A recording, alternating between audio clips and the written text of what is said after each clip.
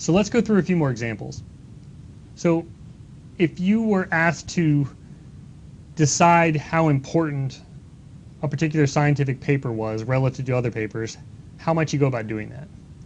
Well, one way to decide between, say, these two papers here, I'll mark one with a blue circle and one with a red circle, is to wait until other papers start to cite these and count up the number of citations. So here, the paper marked with the blue circle has had 4 other papers authors have bothered to read this paper and cite it, so therefore it must have had more impact in the scientific community than the one marked with the red circle. But if we wait even longer, and that's indicated here by this darker blue color, if we wait even longer, you might get even more people citing this intermediate paper. And so maybe we can conclude that, well, over time, ultimately, this one had more impact because this paper was influenced by this paper, and all of these papers were influenced by this one. So therefore, perhaps we change our answer and that this one is more important. So how do we decide between these two interpretations? Well, this problem looks a lot like the problem of judging the relative importance of pages on the web. And so one thing you can do is say, well, look, a particular website is important if a lot of other important websites point to it. And so here you can say a scientific paper is important if a lot of other important papers point to it. And this method that Google proposed and implemented and ultimately led to a pretty significant part of their success was this algorithm PageRank. And so PageRank did exactly this. You add up all the weights of your neighbors and give them to yourself, and then pass on that weight to everybody that you link to. And you keep going with this until you reach some convergence condition, and you end up with the relative importance of these pages. Okay, and so this is a method that comes up quite a bit. Whenever you have a graph, it makes sense to potentially run PageRank algorithm on it, even though it had nothing to do with ranking things on the web, for which it was originally designed. Okay. Using this same data set, you can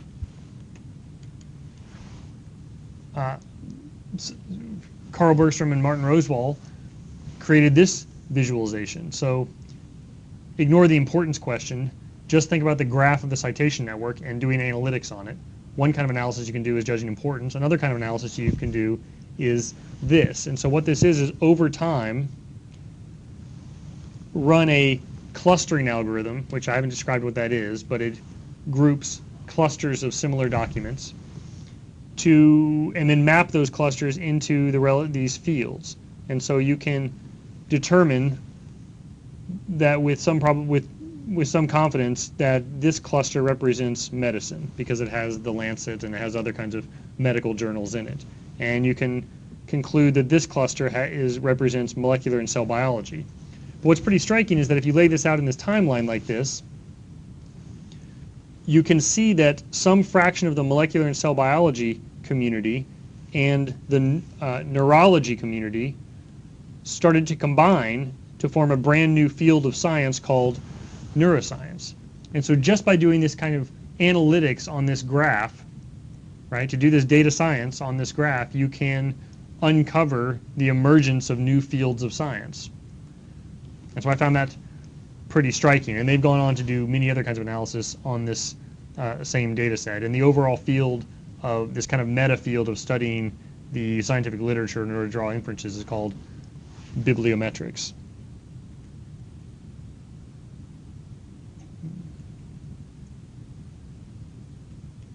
This pen is a little wonky. Bibliometrics. Sorry for the bad B there. Okay. So what is not amenable to data science? Well, you might think food, and this is a paper in a fairly respectable journal that applied some data-driven techniques to analyzing food pairing. Okay, and so what they did here is pretty interesting, right? So induce a graph on the ingredients by saying that if two ingredients appear together in a recipe, you draw an edge between them. A graph meaning vertices and edges.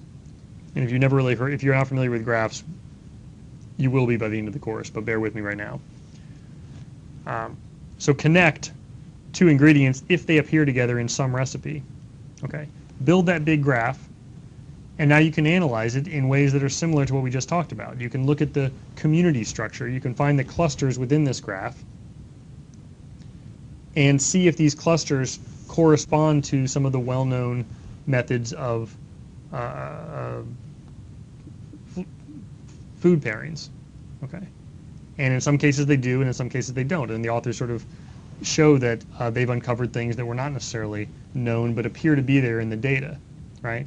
And so this data-driven approach, the fact that there's websites full of recipes online has allowed us to put things on a more quantitative basis that were previously simply, old wives' tales, essentially. Okay, so I thought that was kind of a fun example of an unusual use of data science, again, in a respectable journal. All right.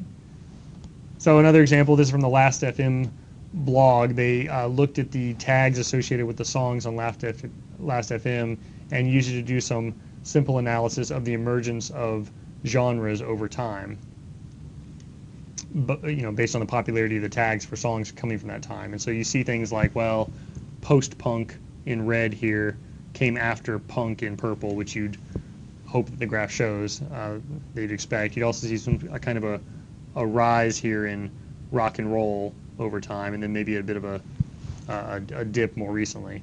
And so this is kind of interesting. But the other theme here we have is that we mentioned in the previous segment is repurposing data, right? So this data was collected simply to help with search, find similar music, and is now being reused to sort of draw inferences about the emergence of entire genres.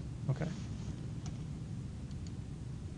So another example here that you may be familiar with, Google was able to show that by analyzing the search logs, the frequency of search terms, it could do a better job predicting the severity and the scope of flu outbreaks than the Centers for Disease Control. And by better here we mean essentially earlier, right? It was able to give more of a head start to the health community. Okay, and also it was sort of more accurate. So how do they do this? Well, when you're getting the flu, it turns out that you want to search for flu symptoms, terms associated with flu symptoms more often, and by watching that uptick, you can predict that that the flu outbreak is coming. Okay, so that's great, and they put in this worked, and they sort of published a paper about it, and then they put up this interactive visualization that allowed people to sort of analyze flu outbreak going forward. But just this year, some folks showed that it didn't do a very good job in this last year. So scientific hindsight shows that the Google flu trends far overstated this year's flu season. And the reason they think explains this is that there was lots of media attention associated with this year's flu season because it was a bit of an uptick, and so it got amplified, and so this caused people to search for flu-related terms more often, perhaps because they're worried about experiencing the symptoms, perhaps because they are trying to understand more about the flu outbreak, perhaps because they're searching for articles, perhaps because they're worried about their kids more. But it all was a second-order effect based on the media attention on the problem, which led to skewed results and ultimately a wrong answer. And so the point here is this is great that they're repurposing data from the search engine to try to make predictions about something else, but it is biased data, and so you have to be careful with what you conclude from it. Okay, so there are limits here. All right. So another example, also analyzing web search traffic that was done with perhaps a little bit more of a scientific rigor, was done by some folks at Microsoft Research. And so here what you're looking for is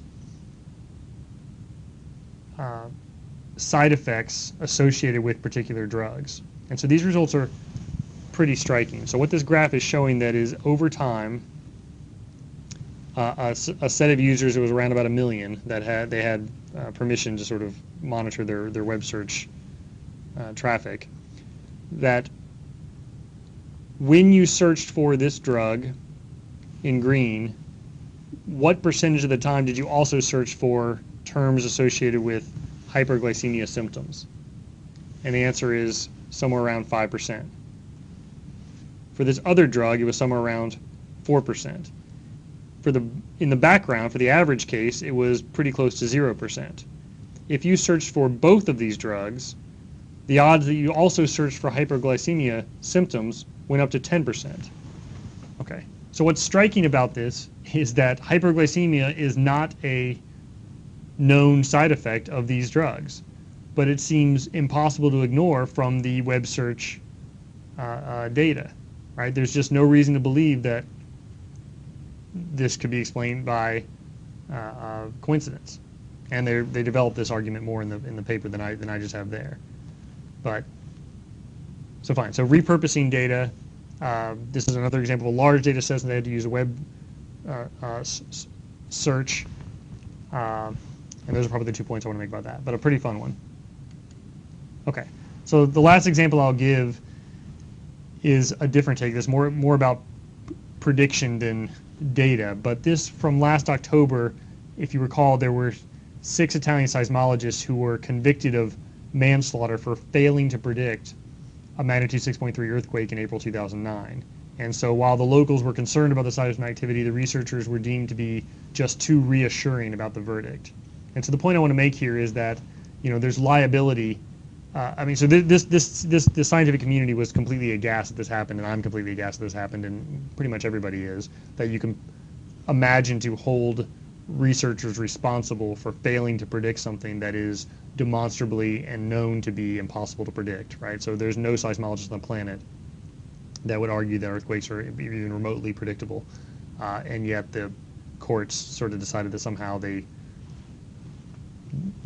because they got the wrong answer, it's bad. But it does sort of bring up the issue that when you make a prediction, there's a certain amount of weight you're going to put behind it, whether intentionally or not. And so understanding how confident you are about that prediction is sort of an important part of the game here. Okay. So that was the last example.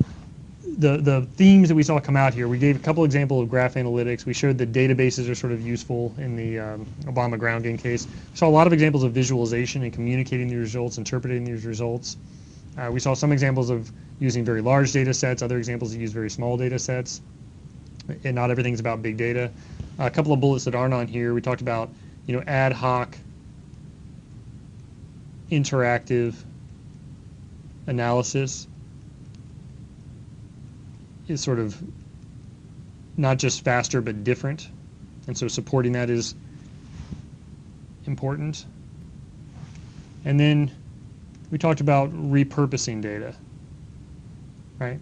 So data collected perhaps by someone else for some other purpose, reusing that to draw inferences about something else. That's a pretty common theme here. Okay. In the next couple of segments, we'll talk about how we organized this course and some of the design decisions we made in creating the material.